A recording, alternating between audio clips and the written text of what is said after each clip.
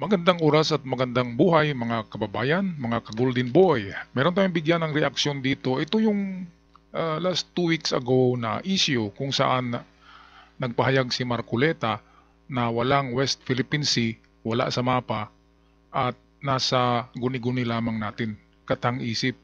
Kaya disinformation daw na merong West Philippine Sea. Bakit naman ganun ang pahayag niya? Parang hindi siya Pilipino. Kaya dito sa bidyong ito ay maipakita natin ang tamang kasagutan kung meron nga bang West Philippine Sea o wala. Narito ang video, ating panoorin. Sinabi noon ng kongresista na walang West Philippine Sea. Sagot naman ni Tariela, gumagawa lang ng problema si Marcoleta. Nasa frontline ng balitang yan si Marian Enriquez. Sagip Party List Representative Rodante Marcoleta versus Philippine Coast Guard spokesperson Jay Tariela. Lalo pang uminit ang bangayan nila tungkol sa West Philippine Sea. Bumuelta kasi si Marcoleta sa banat sa kanya ni Tariela tungkol sa sinabi ng kongresista na walang West Philippine Sea. Sa programang News and Views ng One News, nilinaw ni Marcoleta na hindi siya tutol sa pagtawag ng West Philippine Sea sa dagat na sakop ng ating exclusive economic zone. Pero giit niya, hindi naman daw kinikilala ng international community ang pangalang West Philippine Sea. Dito siya nagkamali kasi bakit sinabi niya na hindi kinikilala ng mga bansa, ano yung United Nations Law of the Sea or UNCLOS? Ano pala yon, di ba? Kasi inaward na sa atin yan ang ating economic zone na 200 nautical miles right from our seashore. Ayun yung ating economic zone. Di ba? Ang UN ang gumawa ng UNCLOS na batas na ganyan. So ibig sabihin, kapag pasok tayo sa 200 nautical miles na inangkin natin na teritoryo or economic zone, ay pasok na yan sa batas ng United Nations. Ibig sabihin, agree, automatic dyan ang buong nasyon sa sanlibutan. Di ba? Mahirap naman pag wala tayong sinusundan na batas. Kaya nga merong United Nations para sila yung mamamagitan kung meron mang mga ganito na mga hidwaan sa mga bansa tungkol sa mga teritoryo. Kaya nariyan ang United Nations Law of the Sea. Yan ang batas sa karagatan.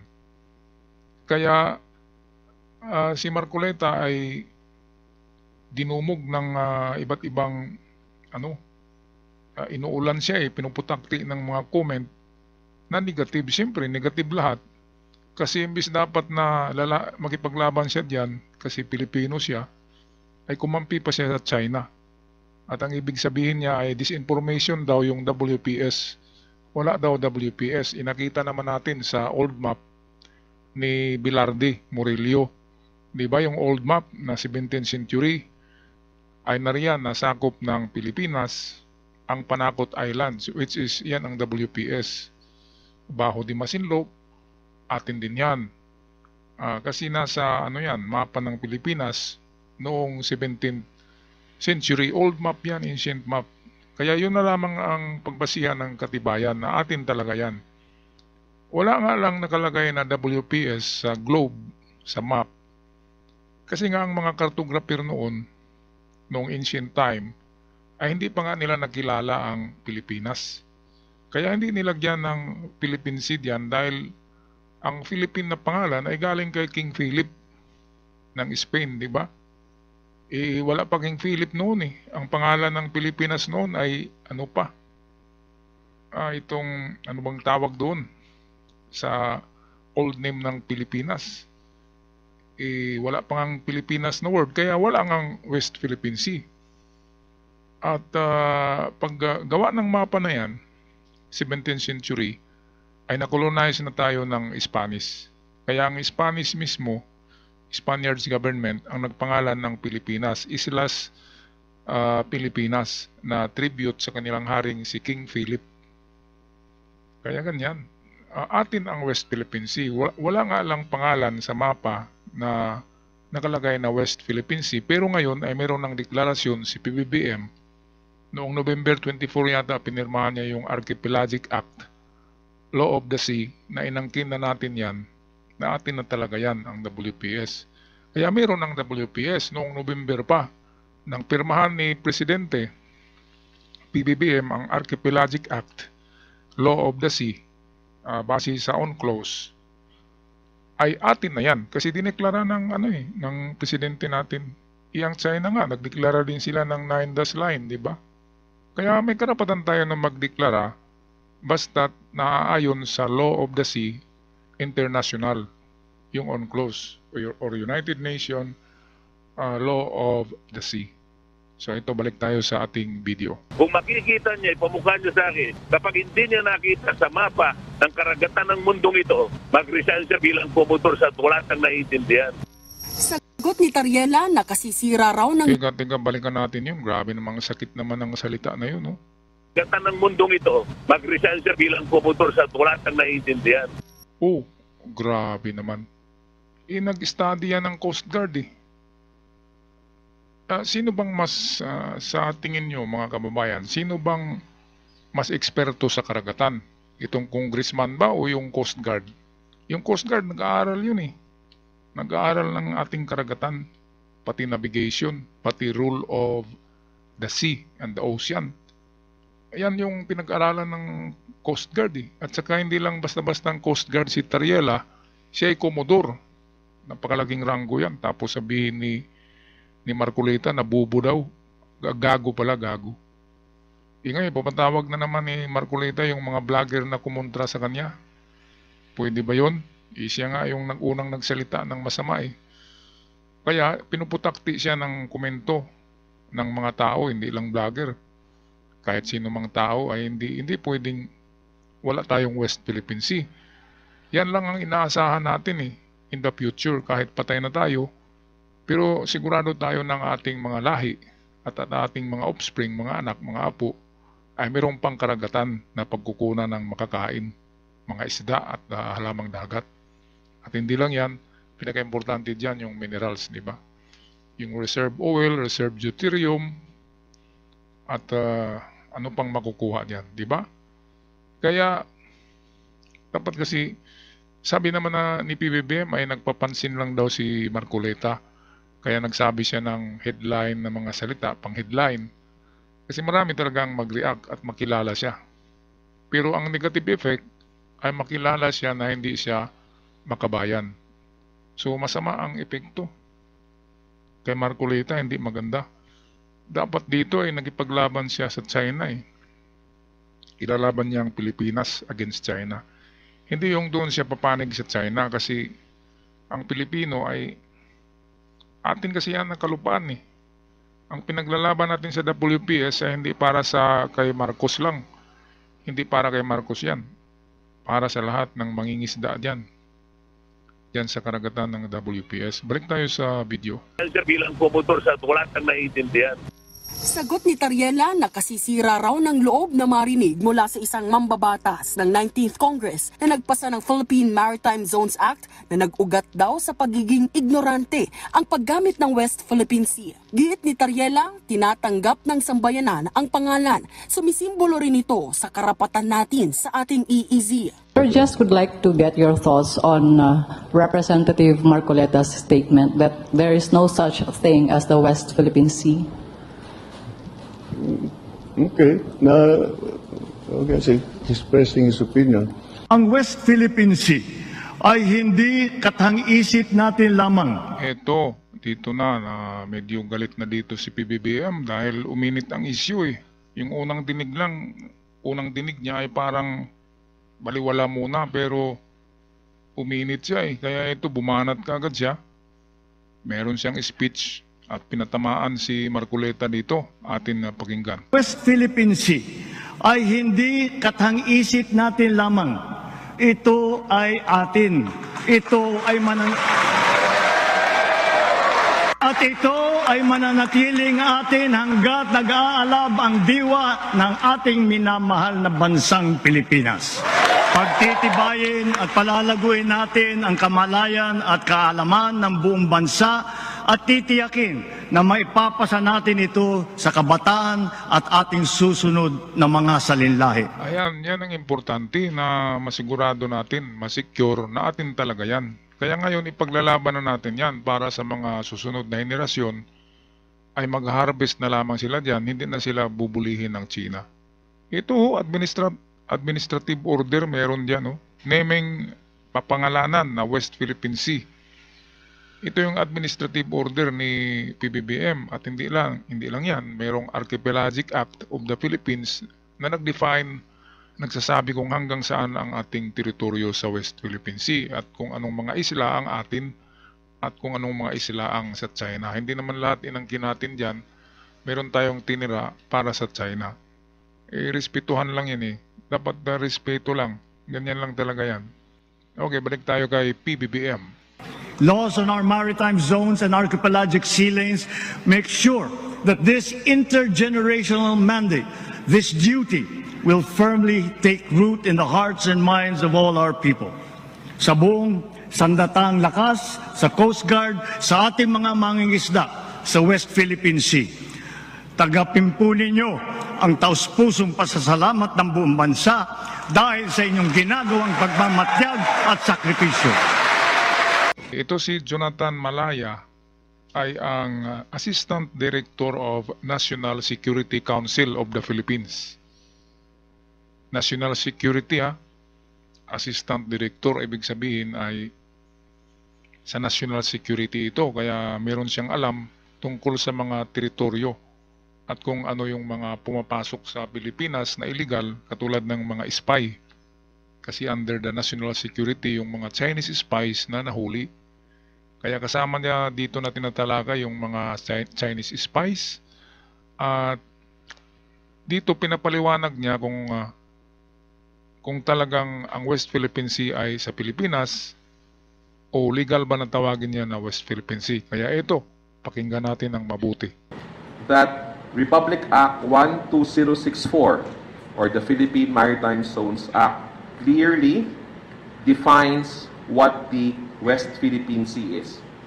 And let me quote, "The maritime zones of the Philippines on the western side of the archipelago, including the Luzon Sea and the territorial seas of Bao de Masinloc, and the maritime features of the Kalayaan Island Group shall collectively be known as the West Philippine Sea." End of quote. So if you will look at the law, RA 12064, the seas that are being referred to are the archipelagic waters of the Philippines, which is the waters inside the archipelagic baselines. Number 2, the internal waters of the Philippines. Number 3, the territorial sea of the Philippines. Number 4, the contiguous zone. Number 5, the exclusive economic zone. And number 6, the continental shelf and the extended continental shelf of the Philippines. They are all the utilization of the word West Philippine Sea is based on law, because there are still some bloggers and commentators who are saying that the utilization of the word West Philippine Sea is because of President Noynoy Aquino's Admin Order 29 in 2012. Luma na po yun. That is an old reference. As everyone knows, when we utilize the word West Philippine Sea, it is no longer on the basis of an administrative order of a former president. It is now enshrined in our laws, in particular, the Philippine Maritime Zones Act. Ayan, so batas na talaga yan. Kaya mali si Marcoleta sa kanyang sinabi na saan yun nakuha yung pangalang West Philippine Sea. November pa ito pinirmahan ni PBBM ang Presidential Act na ito na nagsasabi na 200 nautical miles from our seashore papuntang China ay atin yan. EEZ Economic Zone. Okay, so atin talaga yan. Kasi nagbabase tayo sa international, sa United Nations Law of the Sea or UNCLOS. Yun ang pinagbasihan natin, kaya wala tayong mali. Ang China ang mali kasi sumobra na sila sa 200 nautical miles galing sa kanilang isla o sa kanilang baybayin. Kaya sumobra sila, hindi sila sumunod sa International Law of the Sea. Kaya mali ang China. So ito yung tamang sagot ni Jonathan Malaya, Assistant Director of National Security Council of the Philippines. Balik tayo sa video. So let me now go to another topic about the alleged spy scare or the utilization of the spy scare, that allegedly the Philippines is crafting a spy scare as part of the anti-China rhetoric. Again, I'd like to clearly state that insofar as the Philippine government is concerned, there is no anti-China rhetoric being propagated by the Philippine government. The Philippines has a large, very prosperous, and inclusive. We have a Filipino-Chinese community here in the Philippines that is part of the culture of the country. And we have relations with China that span so many years. So there is no benefit for the Philippines to create an anti-China rhetoric. Okay, itong anti-China rhetoric, ito yung mga artikulo na mababasa natin sa social media. Makikita sa Facebook, pinopost yan. Lalo na ngayon na eleksyon ay pinabanatan talaga ng Chinese troll si PBBM. At ito ang kanilang mga isyu. Gusto nilang ma-brainwash ang Pilipino na hindi atin ang West Philippine Sea at yung mga spy daw na nahuli ay hindi daw spy. E anong tawag mo dun? Ikumpleto ng kagamitan pang spy. At saka maraming nakakita sa kanila. At nang mahuli ay akto. At ang mga daladala ay talagang pang-spy, pang-mapping ng mga gadget. Kaya anong tawag mo doon, di ba? Hindi spy kasi Chinese at hindi siya national, Filipino national Chinese. Talagang Chinese. At mayroong mga kahots o mga binabayarang Pilipino, mga makapili, mga bagong makapili. Itong mga Pilipino na pumapanig sa China na binabayaran para gawing bodyguard. Okay, balik tayo kay Jonathan. I am making this statement because I read in the Global Times and I also read from third-party groups here in the Philippines who are saying that we are growing an anti-China rhetoric, including baseless accusations of Chinese spies, which allegedly fuels hostility. That is the farthest from the truth. There is no anti-China rhetoric that is being propagated.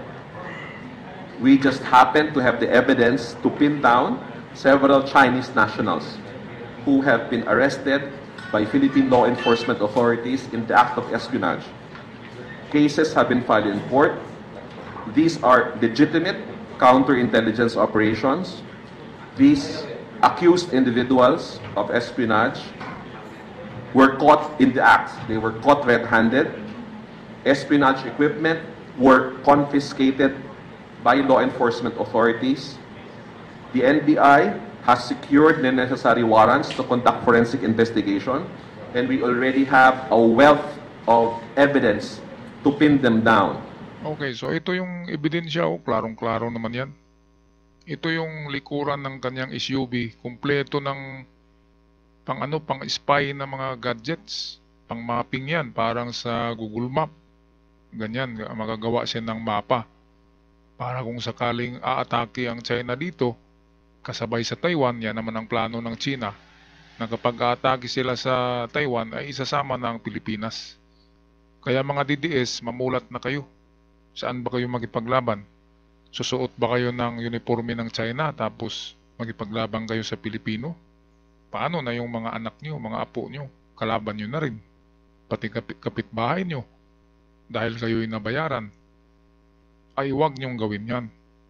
Kapag ganito na bansa na natin ang inaagaw, ay kailangan manindigan tayo na Pilipino tayong lahat.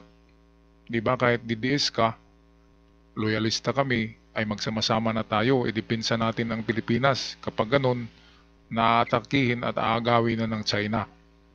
Sabay sa Taiwan. Kaya nga gumagawa ang China ngayon ng napakaraming barko na pandigma kasi hindi lang Taiwan ang didigmain nila. Automatic Pilipinas kasi nasa harapan tayo pati Japan. Itong tatlong bansa na ito ang atakihin ng China kaya napakaraming warships ngayon na ginagawa ang China. Hindi lang nila sinasabi yan. Taiwan lang ang sinasabi nila na agawin nila pero hindi. Kasama na diyan ang Pilipinas. Kaya sabihin nyo na at pag-isip-isipan nyo na kung saan kayo papanig kapag nangyari yan. Anong uniforme ang isusuot nyo? PLA ba? The People's Liberation Army of China? O AFP, the Armed Forces of the Philippines? Ako ay isang Army Reservist ng AFP. Noong kolehiyo ako ay nakatapos ako ng ROTC. Kaya pwedeng ma-activate ang ating mga serial number, mga reservist kapag ganun na magkaroon ng ganitong digmaan. Naaangkinin ang iyong lugar. Parang ano na rin yan eh. Parang yung ginawa ni Dato Adlaw dito sa Surigao na inangkin niya ang mga negosyo sa kanya daw at yung mga may-ari magbayad na sa kanya. Parang ganun yun eh. Na doon na tayo magbabayad ng tax sa China kaya hindi pwede. Di ba? O mga DDS, saan pa kayo papanig ba? China o Pilipinas? Huwag nyo nang tingnan yung si Digong. Kasi si Digong tuta lang yan ng China. Tingnan natin yung totoong kalaban natin. Ang China ang totoong kalaban. Kaya yan, mahimasmasan kayo. Kapag darating ang ganitong panahon, dapat alam nyo na kung saan kayo papanig. So yung tatak nyo na DDS, tanggalin nyo na yan. Kasi ang kalaban natin ay hindi si PBBM ang kalaban nyo, kung di ang China. Pareho tayo ng kalaban, China at mga legalista. Hindi rin si Digong ang kalaban natin. Kasi tauhan lang yan ng China. China talaga ang main actor. China talaga ang pinakamalaking kalaban natin, higanti. Alright, so hanggang dito lang naman ako. Huwag kalimutan mag-subscribe mga kababayan sa ating munting channel para palagi kayong updated kung meron tayong bagong uploads. Paki-comment, paki-share na rin at paki-like sa ating videos. At huwag kalimutan mag-subscribe. Hanggang sa muli, paalam. God bless the Philippines.